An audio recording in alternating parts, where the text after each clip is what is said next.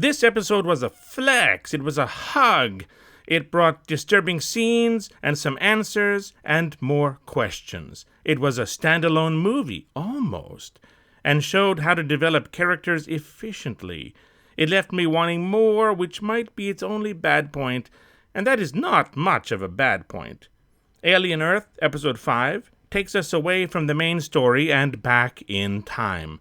We finally learn what transpired that led to the crashing of the Maginot. We saw a little of this in Episode 1, and were given brief tastes of some of the crew aboard the ill-fated ship, but here there are more than tastes. There are delicious mouthfuls dripping with efficient character development. Let's take a look at what was on the plate. Subverting the plotline of 1978's Alien, we have a reluctant and far from confident female acting captain. The real captain has already died after an attempt to remove a face hugger went horrifically wrong, the acid blood spilling onto his face and chest. The chief science officer has also been lost, face hugged into submission, and placed in cryosleep.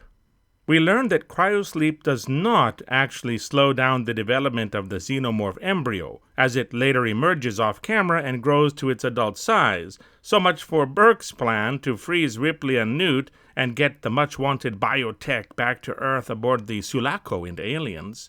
The upper ranks of the awakened crew know what an adult xenomorph can do and get appropriately prepared. It seems that not all of the crew is aware of the full danger posed by the specimens they brought aboard. Indeed, most of the crew is still asleep. Even so, the potential danger of the other specimens seems to elude the awakened crew, especially the science officer working with the ticks and the eyeball creature. She forgets to put the cap on the tick container, and in an act of intelligence, one tick manages to pop open the top and escape onto the work table, depositing its babies in the scientist's water flask. Did it understand that she would drink from this? That shows smarts and forward thinking. From the ticks. Creepy. While this is going on, the eyeball creature is tapping on its container. I thought this was to warn the scientist about the danger, but other viewers took it as causing a distraction so the ticks could work behind her back. I checked out an interview with creator and writer Noah Hawley, and here's what he said on the matter. I think it was creating a distraction to allow the creature to do its thing. One might suspect that this one is smarter than the others and that it thinks in a longer-term way.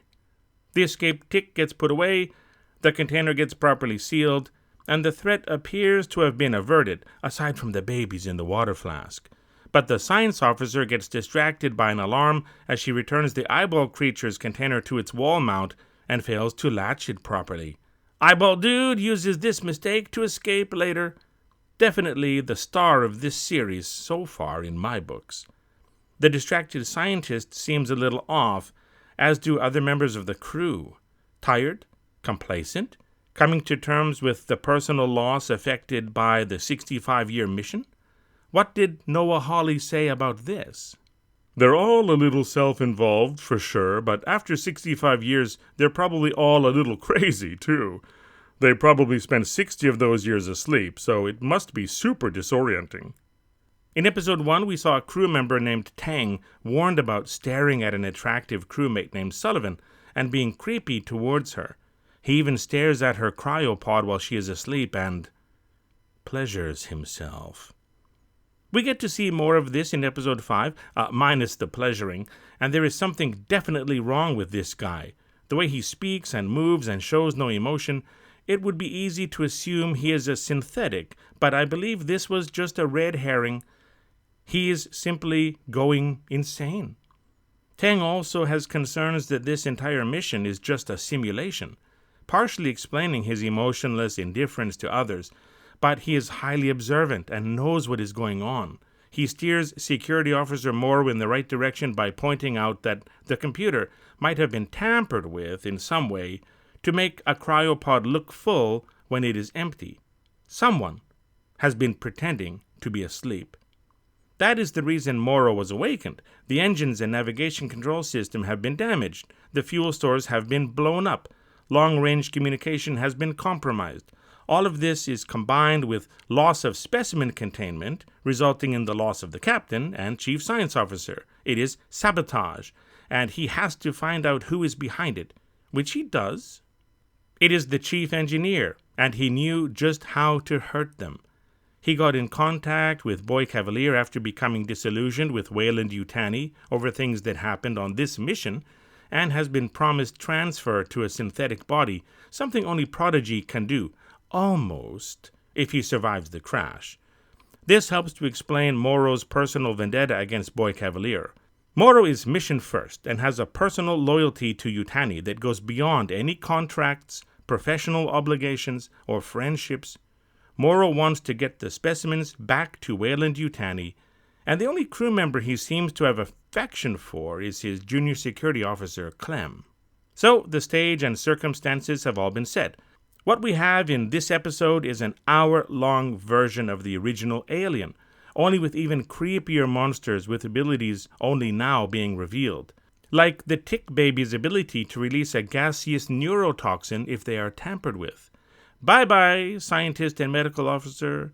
Bye-bye, extremely stupid apprentice engineer. First acid blood, now poison gas.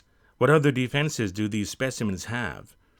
I think this episode was just a flex, kind of showing off while at the same time offering a reassuring hug to viewers. We can do the Alien you know and love. It seems to whisper. We can recreate that feeling efficiently and effectively, so trust us on this slow burn series. We haven't forgotten our roots, and you will get what you hope for.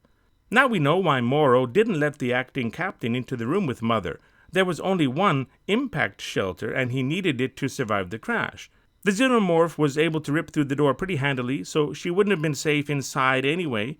Better to let her perish sooner and relatively faster than give her a false sense of hope. Tough call, but not heartless, just necessary. We also learned that Morrow's daughter passed away in an accident at the age of 19, with 53 years left to go in the mission. Earth held nothing for him. There was nothing to go back to. All he had was his loyalty to the mission, his loyalty to Yutani, which has fueled his fire for revenge on Boy Cavalier. Morrow is not a villain. He is an anti-hero, a masterless samurai, a ronin, out to avenge his dead master and die himself in the process. As for the eyeball creature, it found a human host and made a chilling effort to communicate, barking out some kind of noises. Then it saw the xenomorph and went right at it, toe to toe. This is like Dracula versus the Wolfman. This is like Freddy versus Jason. Unfortunately, the human body it was wearing wasn't up to the task. It went against the xenomorph naked later anyway, so it wanted a piece of that monster to save the humans, to protect its potential host, its flock, to deter a rival. We don't know yet, but it was awesome to see. Noah Hawley again. I do think the concern about the eye is that this may not be a food chain thing for it. There may be some long-term thinking going on that should worry us. We won't see these human characters again, and that is a shame. I could have watched a whole series about the ill-fated Maginot.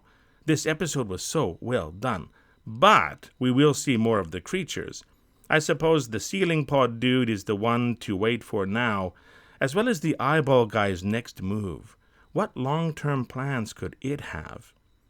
A lot of things have been cleared up now. Boy Cavalier has a lot to answer for. Morrow is coming for him. The eyeball thing is waiting for its chance. Back to the main story in the next episode. Thanks for watching. See you next time.